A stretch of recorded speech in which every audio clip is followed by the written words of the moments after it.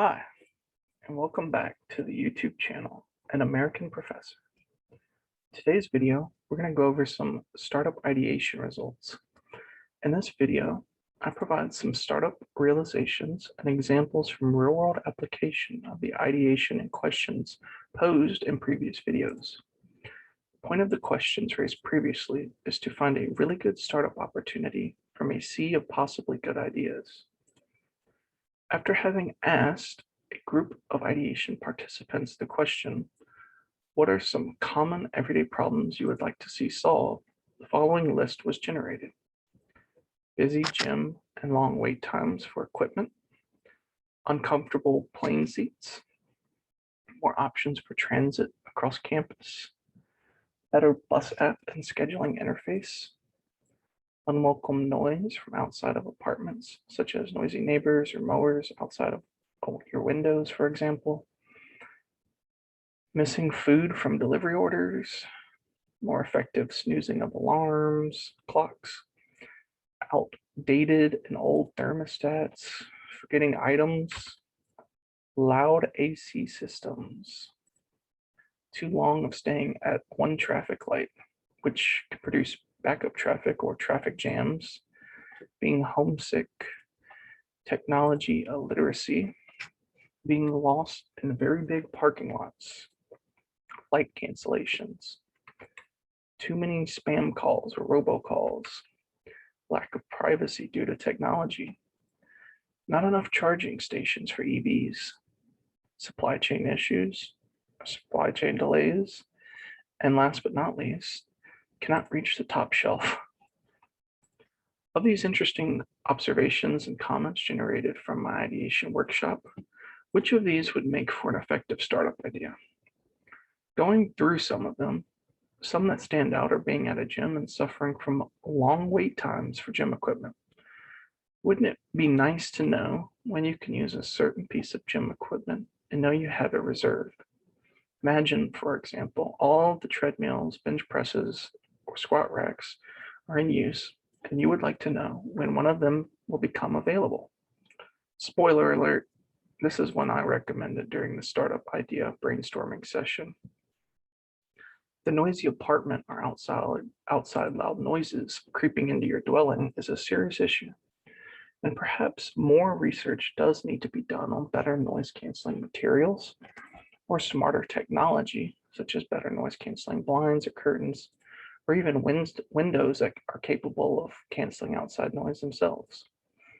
The same concept of smarter noise canceling materials goes for the loud AC systems problem. Some not so good problems that were generated that would not lead to good startups are cannot reach the top shelf. I mean, come on, really? Couldn't you just stand on a chair or get a stick with a gripper attachment? Or maybe acquire a taller partner to assist you with the top shelf. Why should I care about that problem? Some more bad ones are being homesick, as it is ill-posed. What about it could lead to being solvable? What do you personally know about being homesick? Why can't you just drive or fly to see your home? Even if you couldn't physically travel, there are a host of online technologies to help you feel home virtually, talk to your family. Another bad startup idea was, or at least explained badly, was forgetting items. It's another ill-posed problem.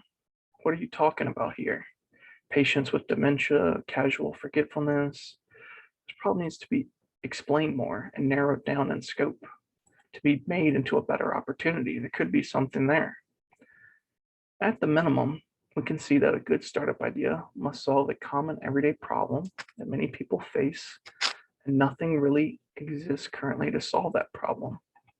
If something exists, then you could ask if your product or service would add anything additional or has performance improvements over pre-existing solutions.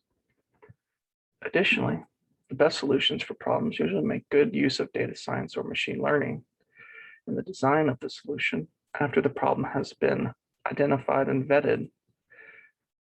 Questions of how hard to build is another fine question to ask, and possible solutions have been found. If it's impossible to build, you don't want to start working on a startup. or if it's very hard to build, you don't want to work on it potentially. There's other factors involved, but let's take the smart gym example. One can imagine a solution would be to build a mobile app where each guest has to sign in and reserve equipment before use and relinquish it when they are finished using the piece of equipment. That could be a very attractive startup. Building such a mobile app should not be that difficult, say for Android phones, and then publish it on the Google Play Store. Who would be the customers in this example? Well, the natural choice would be gym owners, because forcing gym patrons to use it according to their own free will could be challenging unless a specific gym owner created a new gym policy or even a niche gym that required gym patrons to use such a mobile app. Also, a question you must ask yourself is, how many competitors are there around your startup idea? If someone says there is no competition, then that person clearly has not done any or little market research to find their real competitors. I like the following quote: "Out with the old, in with the new." It's a phrase thrown around in the field of entrepreneurship. There may not be any mature companies working on your problem, but look around to see if any startups have attempted the same thing as you already. They may have failed. Some of them may have succeeded. Then understand why and how they have failed, and also why and how some of them may have succeeded. In a future video, I will describe a startup that preceded my own interest in entrepreneurship, but where this startup was also working on almost the same company concept I generated in a former ideation workshop of my own. And they also had very similar solution approaches to my own. However, I had no prior awareness of them before working on my own startup ideas.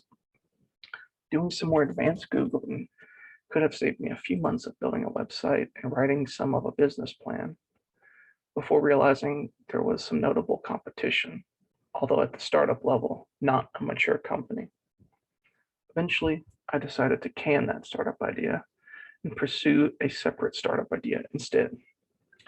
Remember, a startup idea means the problem is large as well. And in terms of the smart gym and noise canceling material startup examples, we can see that this is a growing problem. That is, the problem affects millions or more people daily. Then one can ask themselves a few more questions. Would someone pay me to have this problem solved? Who will my customers be? Who are my main customer segments? Is it one group of people or maybe a few distinct groups of people? One must be knowledgeable of the entire market space and have some domain expertise. The more, the better.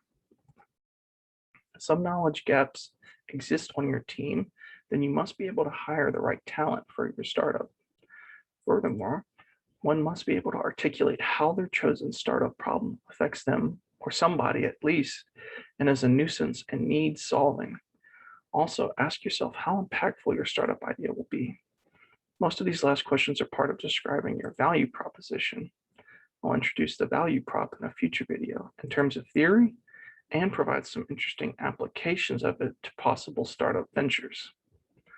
Don't forget to hit that like and subscribe button. Thank you and have a blessed day.